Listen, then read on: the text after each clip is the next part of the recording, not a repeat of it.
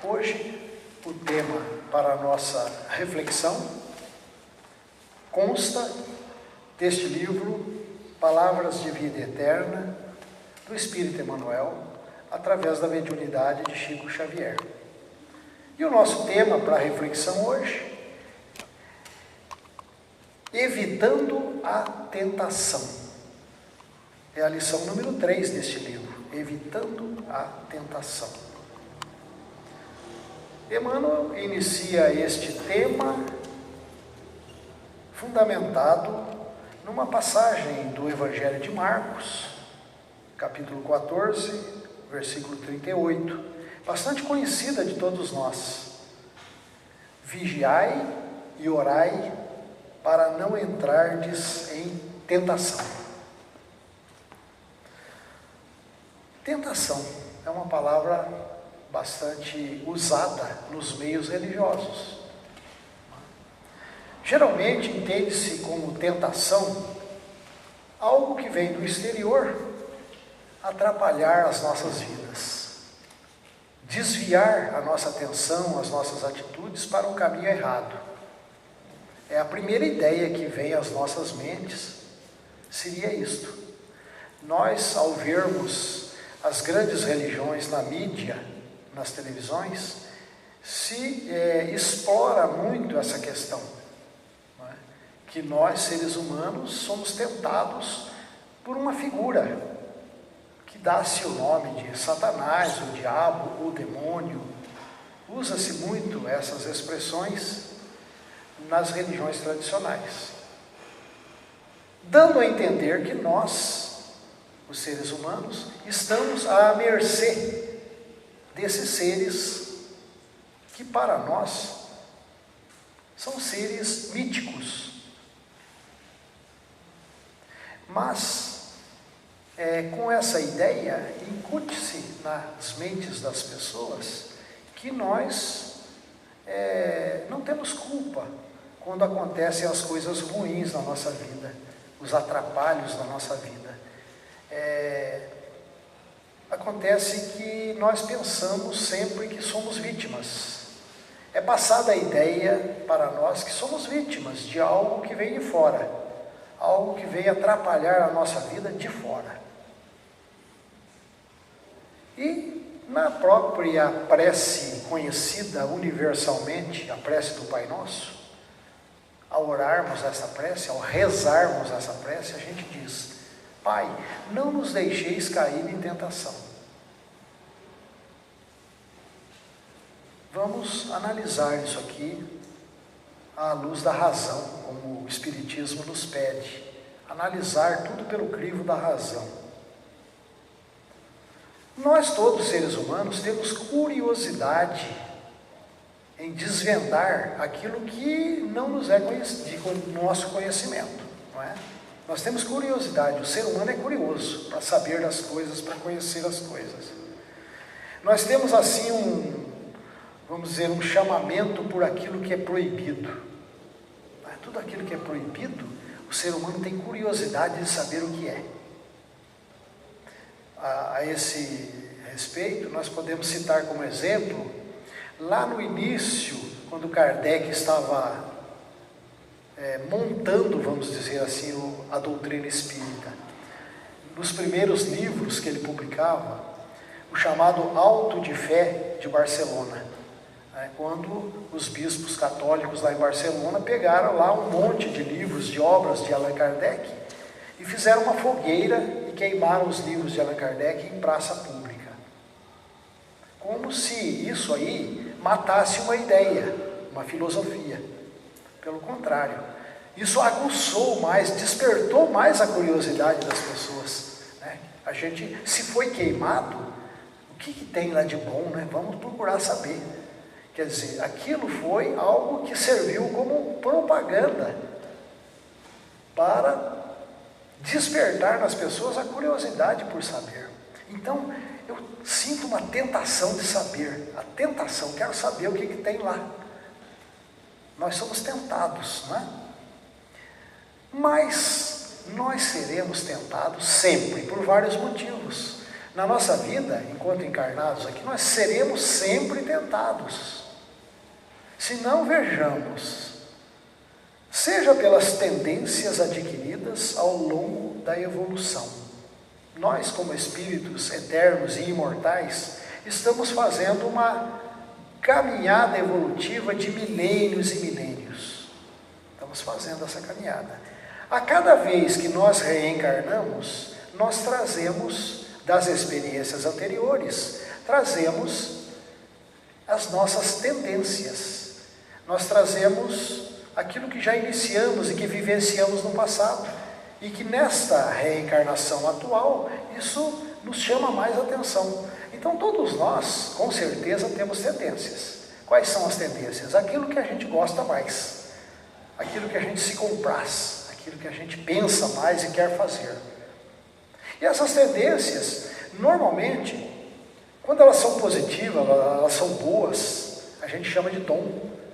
Quando a gente não tem conhecimento das reencarnações e a gente acha que a nossa vida é só essa de agora, então a gente acaba dizendo que as nossas boas tendências de hoje é um dom de Deus. Deus nos deu esse dom agora gratuitamente. Quando o Espiritismo nos explica que isto foi conquistado por nós. Nós construímos isso de longas experiências evolutivas e hoje nós temos essa experiência, essa maturidade para termos boas tendências, e nós chamamos de dom. Então a criança de tenra idade, que tem dom para a música, para as artes, para as coisas boas, de onde veio isso? Será que Deus deu de graça? Forçosamente nós teríamos que entender também que aqueles que são os desgraçados da vida, Deus também deu, porque não se leva em consideração as reencarnações, não é? O trabalho dos espíritos. Mas quando essas tendências são maléficas, são negativas, a gente prefere se colocar na posição de vítimas e transferir a culpa da nossa infelicidade para algo que vem de fora. E a gente transfere responsabilidades. O espírito imaturo sempre transfere responsabilidades, ele nunca assume responsabilidades. Quando o Espiritismo é claro ao nos dizer que nós temos que assumir as nossas responsabilidades.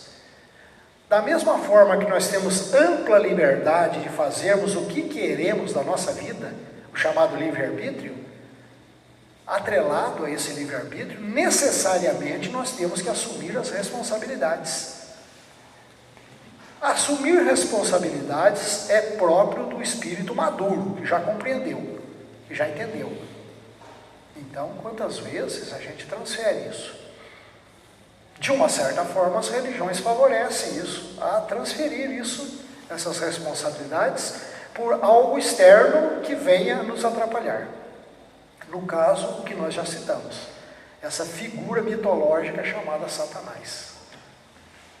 Na verdade, são várias interpretações, mas uma das interpretações que o filósofo Huberto Roden nos dá sobre essa palavra Satanás, ele diz que Satanás é uma representatividade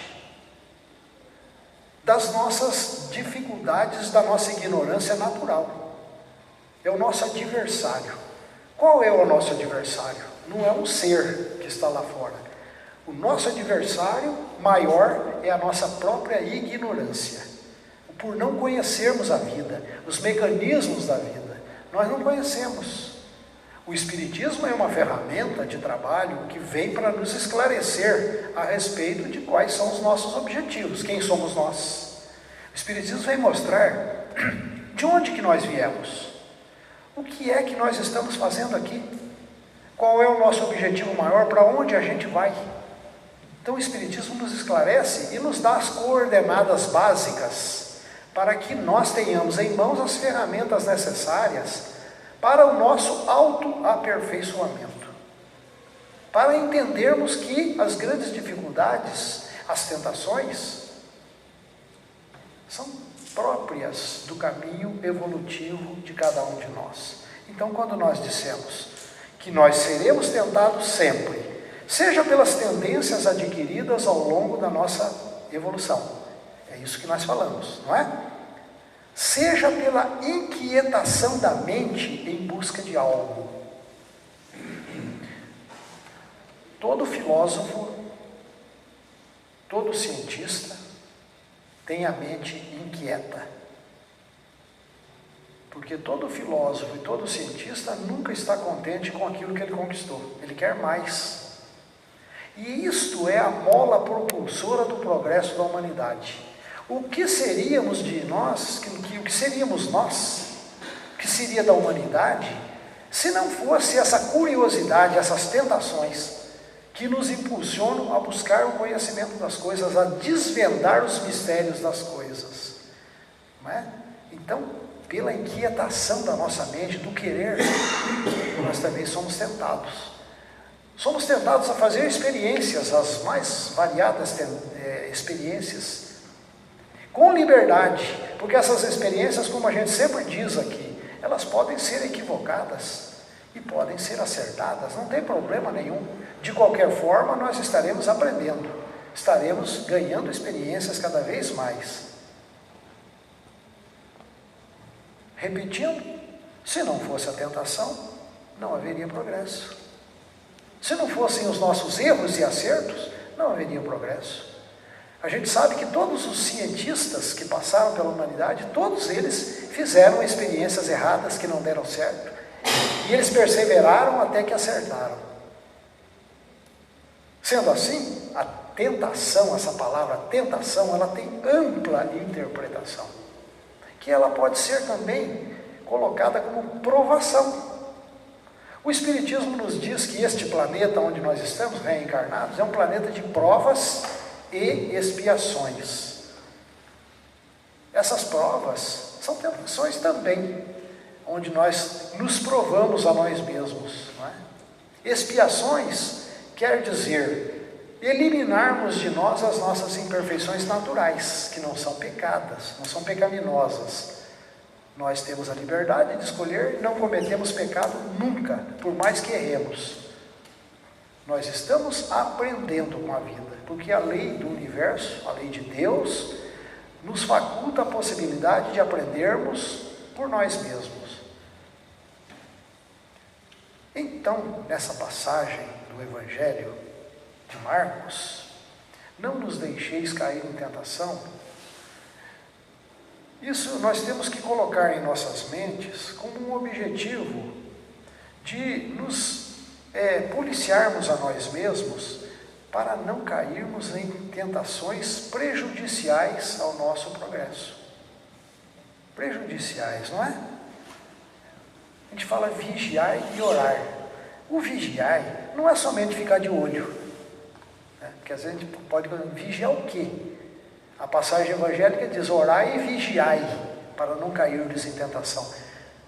Emmanuel está dizendo para nós: olha, vigiar não é simplesmente ficar de olho, mas é se precaver, é cuidar, trabalhar e defender-se. Olha a explicação que Emmanuel nos dá. A outra palavra é orar. Orar. Orar não é simplesmente adorar, ficar de joelho orando, não é? E fica quietinho. Ora e cruza o braço e fica esperando. Muitas vezes nós confundimos a oração com bajulação, com louva-minha. É muito comum a gente ver essa louvação, essa bajulação a Deus. E a Jesus também, a espíritos. Quando na verdade orar é uma sintonia íntima nossa, da nossa consciência com a consciência do universo. Orar, eu costumo dizer no nosso grupo de estudo, orar é o desenrolar contínuo nos dias, todos os dias, o desenrolar da minha vida, daquilo que eu penso, daquilo que eu desejo e daquilo que eu faço de atuação na vida, as minhas atitudes na vida. Então, o meu pensamento diário e as minhas atitudes na vida são muito mais orações do que aquelas que você se ajoelha, coloque as mãos e reza. Porque essa é uma oração ativa, não é uma oração passiva, é uma oração que nós estamos em aberto. Porque todos os nossos pensamentos e todas as nossas atitudes, elas estão em aberto diante da lei do universo. A lei do universo é uma consciência universal que está perfeitamente consciente das nossas consciências individuais.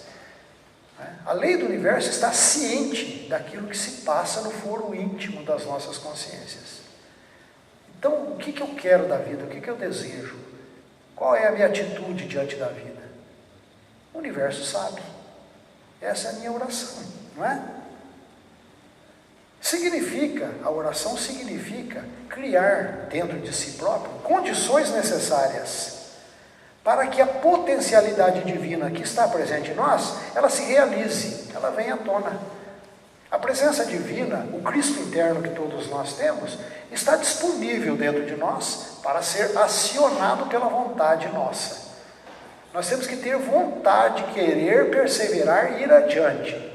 E essa potência vai nos secundar, vai nos impulsionar.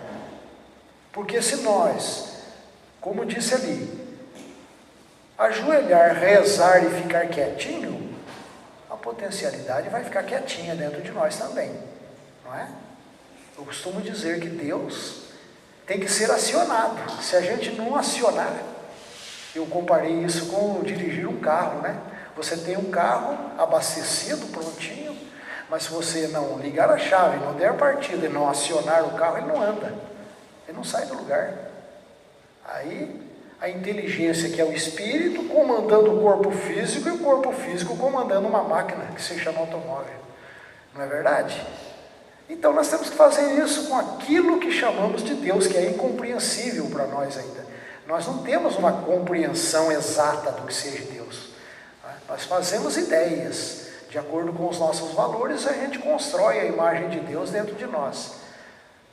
Nesse momento, relativamente a este momento, nós entendemos que Deus seja essa potência dentro de nós. E que vai nos ajudar a crescer se nós quisermos. Se nós tivermos essa força de vontade e de perseverança. Assumir responsabilidades no sentido de crescimento interior. Isso que a gente estava dizendo ontem. Criar essas condições íntimas para que Deus manifeste em nós, significa assumir responsabilidades no sentido de crescimento interior. Em todos os sentidos, esse crescimento, em todas as áreas do conhecimento e da experiência humana. Porque isso vai se extravasar para fora de nós, para o exterior de nós, na vida de relação com os nossos semelhantes. Então aquilo que a gente constrói na nossa intimidade, vai se extravasar nas nossas atitudes perante a vida, perante o relacionamento humano.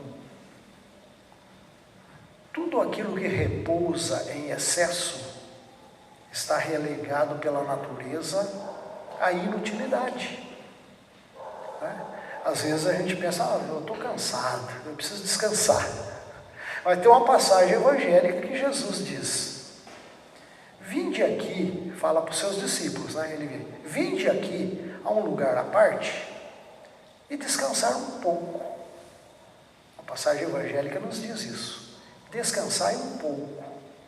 Emmanuel diz na sua lição, não é para você descansar a vida inteira, não. É para você descansar um pouco, para você refazer as suas energias e voltar para a luta diária. Então a gente tem que ter, sim, um espaçozinho reservado na nossa vida para meditação, para fazermos uma autoanálise conosco mesmo, né? Olharmos para dentro de nós, fazemos um balanço das nossas atitudes diárias, o que nós fizemos, o que nós deixamos de fazer, não é? Para que depois esse equilíbrio possa se extravasar na nossa atitude diária. Então, por exemplo, nós falamos isso agora recentemente na outra explanação, todo profissional que usa as suas ferramentas, ele tem que cuidar das suas ferramentas, porque se ele não cuidar, quebra, enferruja, não é? A gente tem que cuidar das ferramentas da gente. E a nossa ferramenta é o corpo físico, é a ferramenta do espírito, né? Então, cuidar da mente também, não só do corpo físico, principalmente cuidar da nossa mente, do nosso estado mental, do nosso estado psicológico diante da vida. E para isso, nós temos que buscar apoio no conhecimento. O conhecimento vai iluminar as nossas mentes, vai nos ajudar a sair da nossa ignorância para uma melhor compreensão da vida. E quando nós temos melhor compreensão da vida, nós temos mais segurança, nós temos mais confiança nas nossas atitudes, naquilo que buscamos. Então, Emmanuel diz para nós: não te admitas na atitude de vigilância e oração, fugindo da luta com que a terra te desafia. A gente falou isso também recentemente. Muitas vezes a pessoa foge da luta terrena a título de santificar a sua vida, fugir da luta diária, da convivência com os seres humanos. E nós sabemos, todos nós sabemos isso. A nossa convivência humana, ela é complicada, porque cada um de nós temos um grau de conhecimento, um grau de maturidade, um grau de educação, de entendimento das coisas. Se a gente não tiver compreensão das coisas, indulgência, se a gente não desenvolver um pouquinho de cada valor, e esses valores são muitos, não é? O valor da paciência, o valor da renúncia, da perseverança, da tolerância, do amor ao próximo, do perdão das ofensas. São tantos valores, não é? Que o cristianismo ensina isso para nós. Nós não podemos pretextar ignorância. As religiões, de uma maneira geral, nos ensinam esses valores. Os valores de família, né, os valores da fraternidade universal. Isso não nos é desconhecido. Mas, às vezes, a gente sabe isso em teoria e não os pratica. Não faz. Não é? Então, às vezes, a gente, a pretexto de nos santificarmos, a gente se isola da vida. Não quer a luta da vida. Mas a luta é boa. A luta, mesmo que ela seja atabalhoada, seja difícil, é esta luta que nos aperfeiçoa, é a ferramenta de trabalho do Espírito. Não é? E nós vamos então fazer uma comparação, ou uma reflexão. Esse tema aqui foi retirado de uma passagem evangélica, não é? É da Bíblia, está lá na Bíblia, nos Evangelhos, é a passagem de Marcos. Quando a gente vai orar, a gente pede: Pai, não nos deixeis cair em tentação, mas livrai-nos do mal. Aí você vai na mesma Bíblia, no mesmo Novo Testamento, você vai lá na Tiago. Tiago diz que foi irmão de Jesus. Carta de Tiago. Lá no capítulo 1, lá no comecinho, versículo 2, o próprio Tiago está dizendo o contrário. Veja bem: meus irmãos, está dizendo Tiago, tende por motivo de grande gozo o passardes por tentações, por provações.